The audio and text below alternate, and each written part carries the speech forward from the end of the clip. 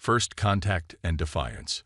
The vast emptiness of space stretched before the UES Andromeda, stars glittering like distant beacons in the darkness. Captain Maya Chen stood on the bridge, her dark eyes fixed on the holographic display hovering above the central console. The ship had been exploring the farthest reaches of charted space for 3 months now, pushing the boundaries of human expansion further into the unknown. Captain, we're detecting unusual energy signatures at coordinates 247 to 8932, Lieutenant Raj Patil announced, his fingers dancing across his console. They don't match any known human technology. Maya straightened, brushing a strand of her short black hair behind her ear. Put it on the main display. The hologram shifted, revealing a strange warping of space approximately half a light year away. The energy patterns pulsed in a rhythmic sequence that seemed almost artificial in its precision. Is it a natural phenomenon? Maya asked, leaning forward. Science Officer Dr. Eliza Wong shook her head. Not likely, Captain. The patterns are too regular, too controlled. If I had to guess, I'd say we're looking at some kind of spatial boundary marker, a border. Maya raised an eyebrow. Out here, humanity had expanded rapidly into space over the last century, but they had yet to encounter any other spacefaring civilizations. There had been theories, of course, ruins on distant planets, strange signals from the void, but nothing concrete, nothing like this. Shall we approach, Captain? Navigator Sarah Johnson asked, her hand hovering over the controls. Maya considered for a moment. Her orders were to explore, to push the boundaries of human knowledge. If this was indeed a border of some kind, what lay beyond it? Take us in, slow approach. Keep sensors at maximum range and shields up as a precaution. The Andromeda moved forward, its fusion drives glowing the soft blue against the blackness of space. As they neared the energy distortion, the ship's sensors began picking up more details. Captain, I'm detecting ships on the other side of the boundary, Raj reported, his voice tense. Multiple vessels, significantly larger than the Andromeda. Maya felt a chill run down her spine. First contact. After centuries of searching the stars, humanity might finally have found neighbors in the cosmic wilderness. Are they moving toward us? Yes, ma'am.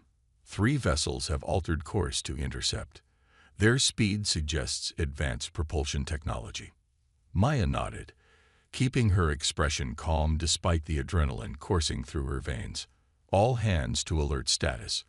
Open a channel on all frequencies and prepare first contact protocols. The bridge crew moved with efficient precision, each member trained for this moment despite its unlikelihood. The Andromeda was primarily an exploration vessel, but like all ships in the United Earth Fleet, it carried defensive capabilities. Channel open, Captain. Communications Officer Lai Wei announced. Maya straightened her uniform and stepped into the center of the bridge.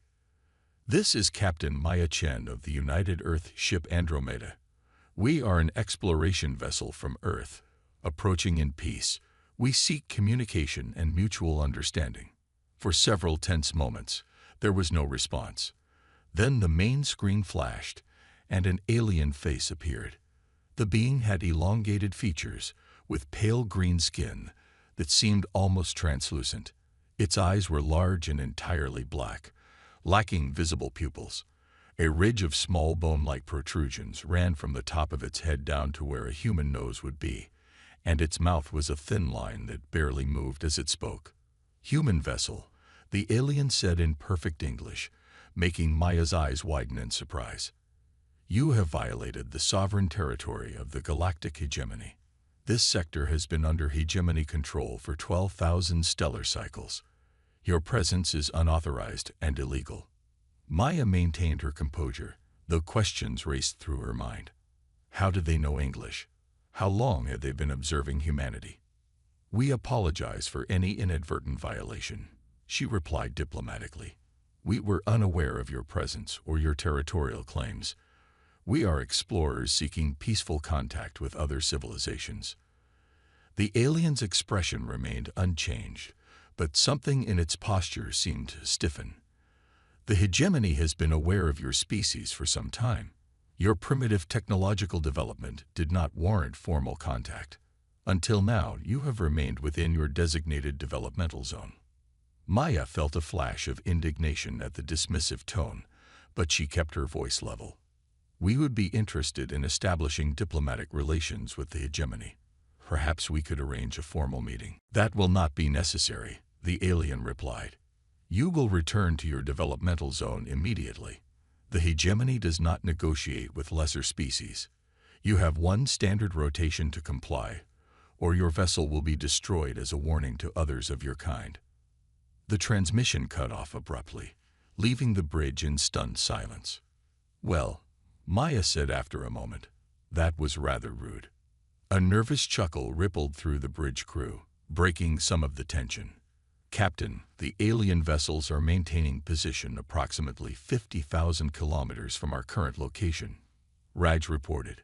Their weapon systems appear to be active, but not locked on us yet. Maya nodded, her mind racing. Dr. Wong, what can you tell me about their technology based on sensor readings? Elisa studied her console, brow furrowed in concentration. Their energy signatures suggest a propulsion system similar to our gravitic drive, but more refined. Their hulls appear to be composed of a crystalline alloy we haven't encountered before. As for weapons, it's hard to say. They're certainly armed, but I can't determine the exact nature of their offensive capabilities. Captain, Sarah interjected, I've been analyzing their movement patterns. They're precise, almost predictable. Their formation hasn't varied since they approached us. Maya raised an eyebrow. Predictable. Yes, Ma'am. It's as if they're following a standard protocol without adaptation. Maya began to pace the bridge, considering their options. Protocol dictated that they should retreat and report the encounter to Earth Command.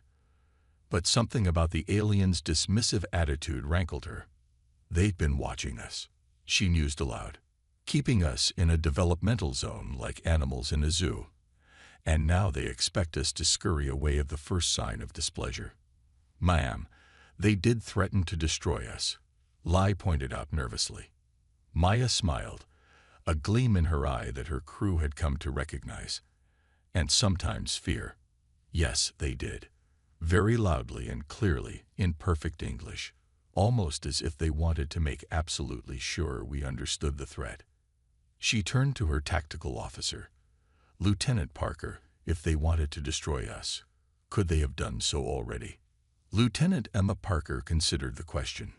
Based on their positioning and the energy readings from their vessels, I believe they could have attacked immediately if that was their primary objective.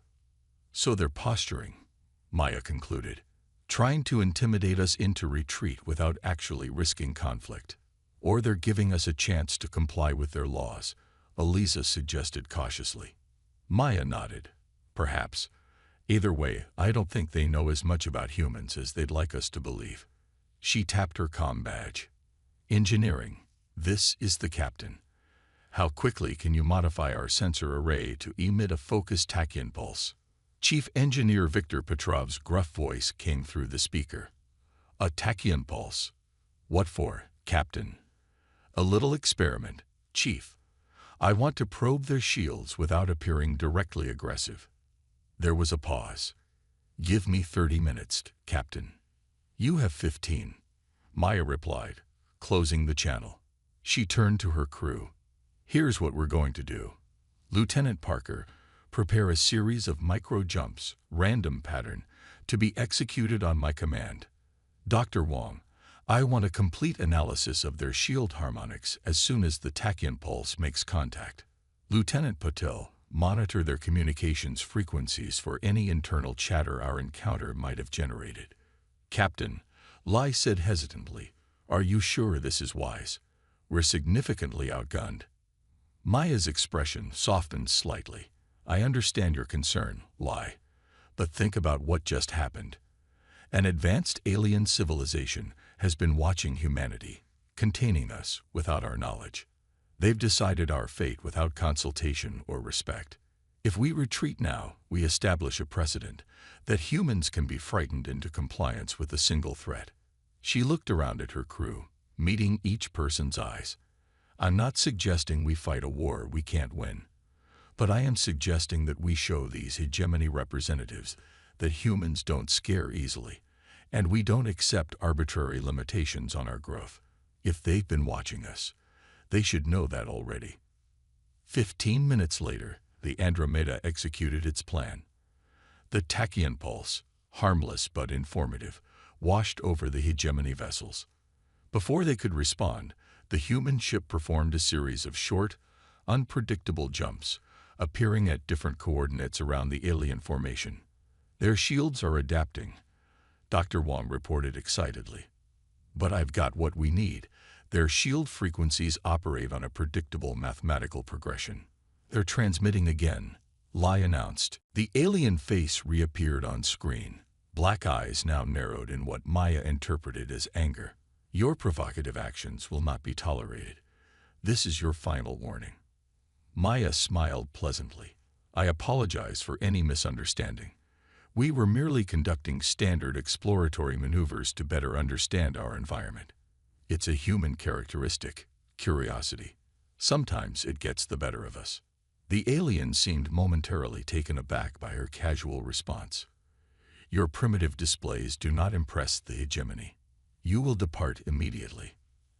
Actually, Maya replied, leaning forward, I've been thinking about your earlier statement. You mentioned that the hegemony doesn't negotiate with lesser species. That implies you do negotiate with species you consider equals.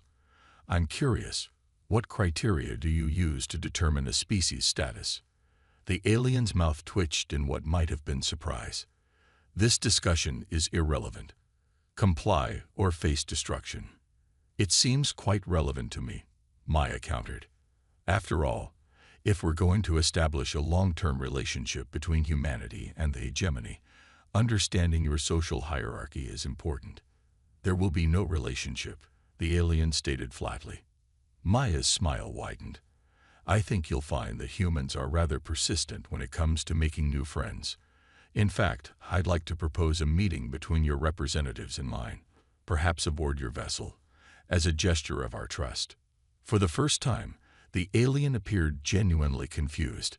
Its large eyes blinked rapidly, and it turned slightly as if consulting with someone off-screen. Your behavior is unexpected, it finally said. I get that a lot. Maya replied cheerfully. Now about that meeting. The Empire's miscalculation. The interior of the hegemony flagship was a marvel of engineering that would have sent Earth's scientists into ecstasies of delight. Crystalline corridors stretched in geometric precision, bathed in a soft blue light that seemed to emanate from the walls themselves. Captain Maya Chen walked with confident strides, flanked by two of her officers, Dr. Eliza Wong and Lieutenant Emma Parker, and surrounded by a contingent of hegemony guards. The aliens, who had identified themselves as the Vraks, moved with a fluid grace that belied their tall, slender frames. Their translucent skin revealed shadowy outlines of complex internal organs, unlike any terrestrial biology. Maya found herself fascinated by the subtle variations in their ridge patterns, apparently an indicator of rank within their rigid social hierarchy. Your vessel will remain under surveillance during these discussions, stated their escort, a Vraks who had introduced himself as Sub-Commander Nextfall. Any attempted communications or movements will result in immediate termination of this meeting. Understood, Maya replied pleasantly. Though I assure you, my crew has strict orders to behave themselves. What she didn't mention was that those orders included a specific contingency plan that had been rapidly developed during the 4 hours it had taken for the hegemony to decide whether to accept her proposal for a meeting. They were led into a vast chamber dominated by a circular platform surrounded by tiered seating. Maya recognized the setup immediately. This was not a meeting room, but a judgment hall. The hegemony had no intention of negotiating. They meant to deliver a formal censure. At the highest tier sat a Vraks whose head ridges were adorned with metallic ornaments that caught and refracted the light. Beside this figure sat several others with similarly decorated but less elaborate ridges. The High Executor will now address the human delegation. Next fall announced, gesturing for Maya and her officers to stand on the central platform. Maya complied, but rather than adopting the submissive posture the Vrax clearly expected, she stood tall, hands clasped behind her back in a relaxed military stance. The High Executor spoke, his voice deeper and more resonant than the other Vrax they had encountered. Captain Maya Chin of Earth, you stand before the Judgment Council of the Galactic Hegemony. For 12,000 stellar cycles, the hegemony has maintained order among the stars. Lesser species are permitted development within controlled parameters to prevent chaos and destructive expansion. Maya listened politely, noting the way the High Executor emphasized certain words, the subtle shift in his posture when he mentioned controlled parameters. The Vrax were revealing more than they realized with every statement. Humanity has been designated a Category 3 developmental species, the High Executor continued. Your technological advancement is monitored to ensure it does not disrupt the greater galactic balance. Your presence beyond your designated zone is a violation of Hegemony Directive 5291. I see, Maya said when he paused. And may I ask when this designation was decided, and by whom? The High Executor blinked, those large black eyes narrowing slightly. The designation was established 400 stellar cycles ago by the Classification Council, following standard observational protocols. 400 years, Maya mused. That would be around the time of our Industrial Revolution. Then, interesting timing. She took a step forward, causing the guards to tense. High Executor, I appreciate your willingness to meet with us. However, I believe there's been a fundamental misunderstanding about humanity's current status. She gestured to Dr. Wong, who produced a small holographic projector. Before the guards could intervene, Wong activated it, displaying a complex three-dimensional model of what appeared to be the Vrax flagship. This is a reconstruction of your vessel's internal structure, based on passive scans we conducted during our approach, Maya explained conversationally, as if she were discussing the weather rather than revealing capabilities that clearly shocked the assembled Vrax. We've identified your primary power distribution nodes, propulsion systems, and what we believe to be your central computational nexus. The chamber erupted in hisses and clicking sounds as the Vrax counselors conferred frantically with each other. The High Executor raised a six-fingered hand, restoring order. Such scanning would be impossible with your level of technology, he stated, though his tone held a note of uncertainty. Maya smiled. Perhaps by your estimation of our technology, yes. But humans have a peculiar trait. We tend to develop unevenly. While we might lag behind in some areas, we often surge ahead unexpectedly in others. She nodded to Lieutenant Parker, who stepped forward. We've also analyzed your shield harmonics, Parker stated, her voice clear and professional. They operate on a predictable mathematical sequence that cycles every 3.7 seconds. With the right timing, a focused energy burst could create a momentary window in your defenses. This was, in fact, a calculated bluff. The Andromeda's sensors had detected the cycling pattern, but they were far from being able to exploit it effectively. However, the reactions of the Vrax counselors, their rapid blinking, and the way several reached for communication devices, told Maya that her officers had hit uncomfortably close to the truth. Is this a threat? The High Executor demanded, rising from his seat.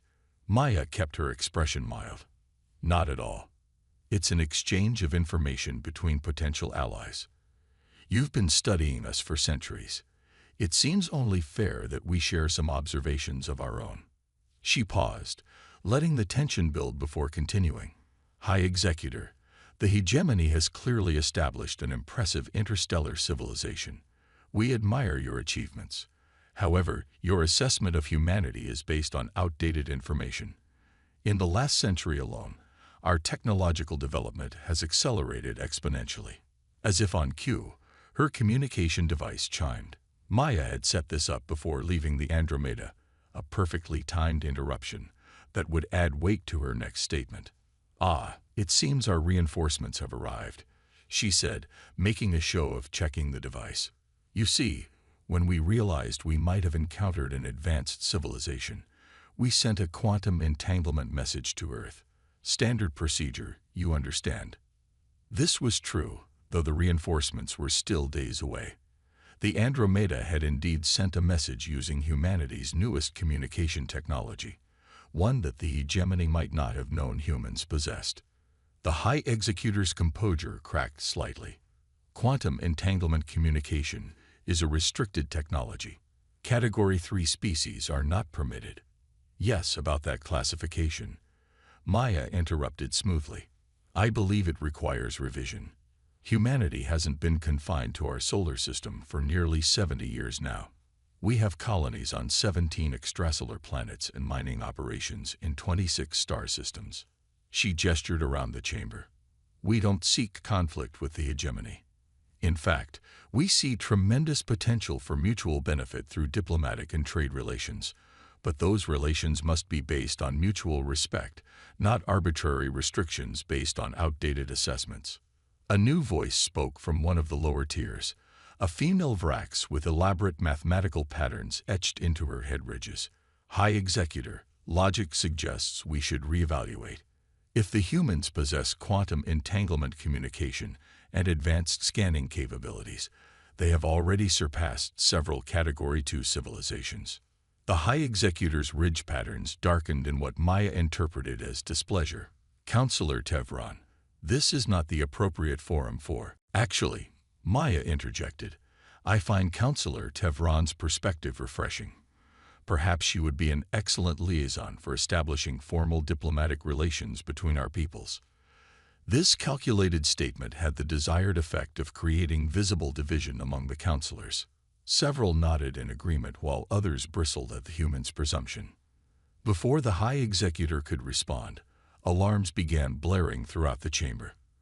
A Vrax officer hurried in, approaching the High Executor and speaking rapidly in their native language.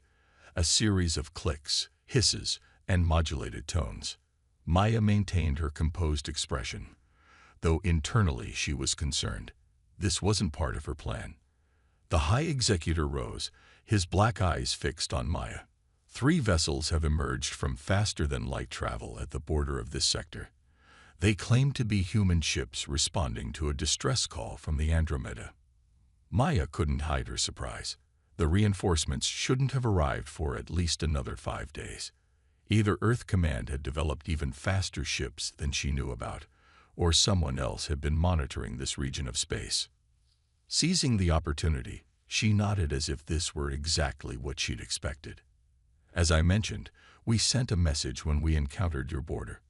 Standard procedure. These vessels are significantly larger than yours, the High Executor stated, a note of accusation in his voice. Of course, Maya replied smoothly. The Andromeda is an explorer vessel. When potential first contact situations arise, we send more substantial ships to ensure proper diplomatic representation. This was complete improvisation, but Maya knew better than to show uncertainty. Whatever ships had arrived, they were claiming to be human, and that was enough for now. The High Executor conferred briefly with several counselors before turning back to Maya. This council will recess to assess this development. You will be escorted to a waiting area. As they were led from the chamber, Dr. Wong leaned close to Maya. Captain, what's going on? Earth couldn't possibly have responded this quickly. I know, Maya murmured. Either someone's pretending to be us, or we have friends we didn't know about. The waiting area turned out to be a luxurious but clearly monitored suite. As soon as they were alone, Maya gathered her officers close. Options? She asked quietly. If those ships are hostile and masquerading as human, we could be caught in the crossfire, Lieutenant Parker pointed out. Dr. Wong nodded. On the other hand, if they are human, perhaps from a classified military program, their arrival dramatically strengthens our negotiating position. Maya considered both possibilities.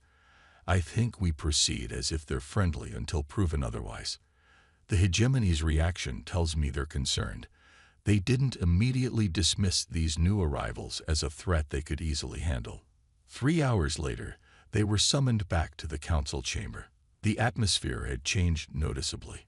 Where before there had been dismissive arrogance, now there was cautious assessment. The High Executor spoke without preamble. "Captain Chen, we have communicated with the commander of your reinforcement vessels.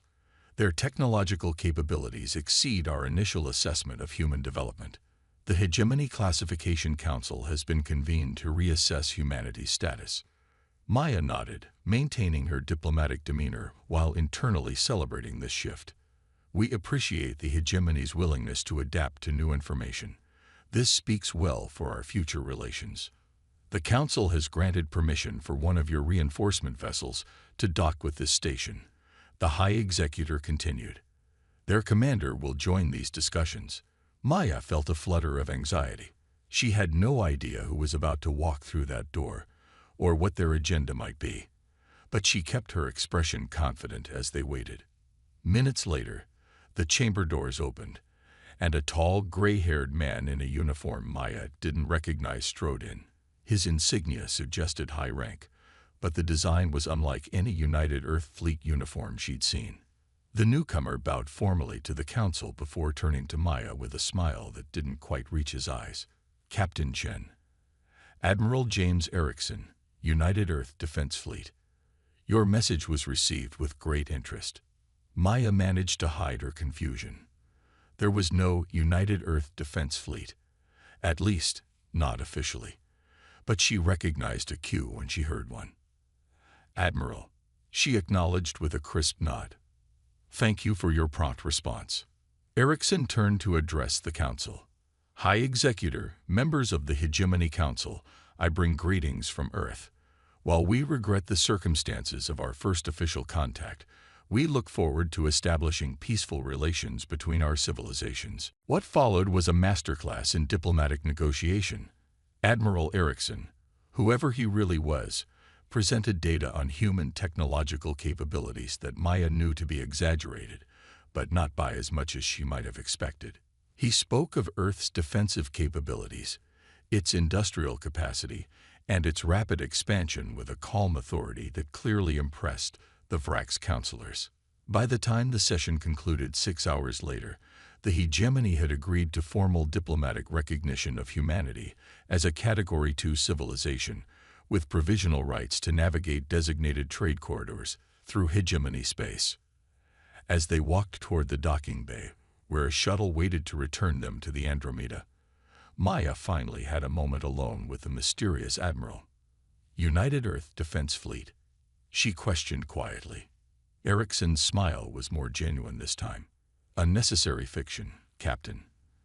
The ships that responded to your message aren't strictly official private vessels." Maya asked, realization dawning. "Let's just say there are elements within Earth's government that have been preparing for this day longer than the general public knows," Erickson replied. "Your encounter created the perfect opportunity for a more substantial introduction than might otherwise have been possible." Maya considered this carefully. "You've been operating beyond official Earth space. That's how you responded so quickly." "You're as perceptive as your file suggested," Erickson said approvingly. "Yes, we've had outposts in this sector for nearly a decade. When your quantum message came through, we couldn't pass up the opportunity." "And the Hegemony? They didn't detect your operations until now." Erickson's expression hardened slightly. "The Hegemony isn't as omnipotent as they'd like everyone to believe. They've grown complacent over the millennia. Their patrol patterns are predictable. Their sensor technology effective but static. They haven't faced a serious challenge in thousands of years." Maya processed this information, understanding its implications. They've been containing species they consider threats, keeping them isolated from each other. "Precisely," Erickson nodded. "But humanity has never responded well to containment. And now, thanks to your initiative, we have official recognition and navigation rights that will make our expansion much easier." As they boarded the shuttle, Maya looked back at the massive Hegemony station. What had begun as a routine exploration mission had turned into humanity's formal introduction to galactic politics. The Galactic hegemony had expected humanity to cower and retreat when faced with superior technology and threats. They hadn't counted on human audacity, adaptability, and the simple fact that telling humans they couldn't do something was the surest way to guarantee they'd try. The last thing Maya saw before the shuttle doors closed was a group of Vrax counselors watching their departure, their black eyes unreadable but their postures suggesting uncertainty. The message was clear. The galaxy had just become a more complicated place, and humanity had announced its presence not with fear, but with a confident smile and a handshake that couldn't be refused. As the shuttle detached from the station, Admiral Erickson turned to Maya. "Congratulations, Captain Chen. You've just secured humanity's place among the stars." Maya smiled. "I just did what any human would do when told to go back to their room and be quiet." "Exactly," Erickson replied with a knowing grin. "And that's precisely what the hegemony will never understand about us."